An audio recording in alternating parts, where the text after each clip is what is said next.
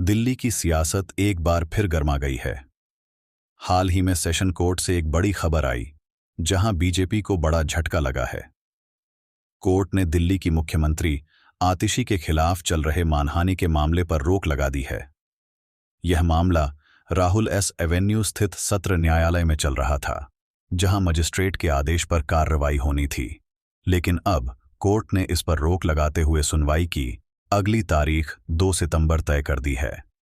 BJP ने आतिशी पर यह मुकदमा उनके द्वारा दिए गए एक बयान को लेकर किया था, लेकिन कोर्ट का यह फैसला आम आदमी पार्टी आप के लिए राहत भरा माना जा रहा है।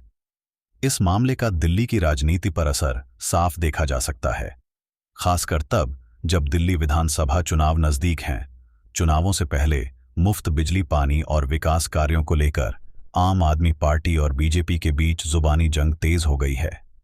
आतिशी ने हाल ही में अपने एक बयान में कहा था कि दिल्ली की जनता को यह समझना होगा कि उन्हें वोट किसे देना है, उन लोगों को जो धर्म और जाति की राजनीति करते हैं या उन लोगों को जो जनता की भलाई के बारे में सोचते हैं। दिल्ली के राजनीतिक माहौल पर नजर डालें तो साफ दिखता है कि आम आदमी पार्टी अभी भी जनता के बीच एक मजबूत पकड़ बनाए हुए है। कई सर्वे और ग्राउंड रिपोर्ट्स ये इशारा कर रही हैं कि दिल्ली में बीजेपी के प्रति नाराजगी बढ़ रही है। लोगों का कहना है कि दिल्ली के विकास कार्यों में केंद्र सरकार की तरफ से अड़चनें डाली गईं, जिससे जनता का गुस्सा बीजेपी पर निकला है। अगर इतिहास पर नजर डालें तो दिल्ली की राजनीति में अरविंद केजरीवाल और उनकी पार्टी ने हमेशा काम की राजनीति का मुद्दा उठाया है।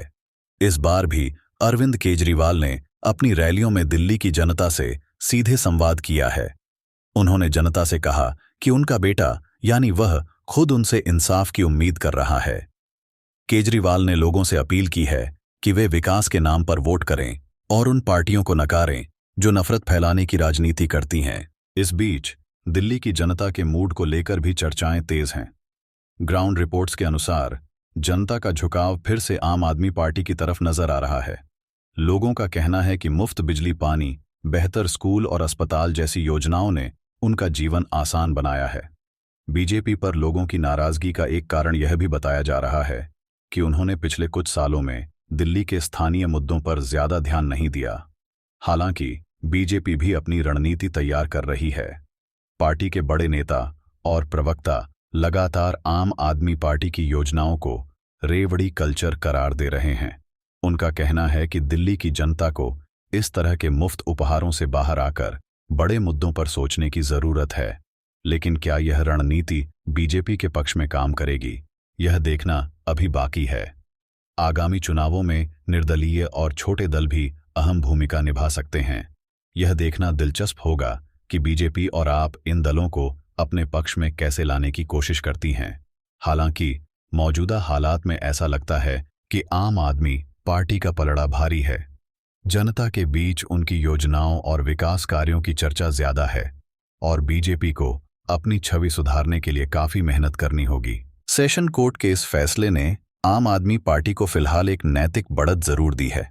ये देखना दिलचस्प होगा कि आने वाले दिनों में दोनों पार्टियां इस मुद्दे पर किस तरह की रणनीति अपनाती हैं। क्या आम आदमी पार्टी इस लहर को बनाए रख पाएगी या बीजेपी इसे चुनौती देने में कामयाब होगी, यह तो वक्त ही बताएगा।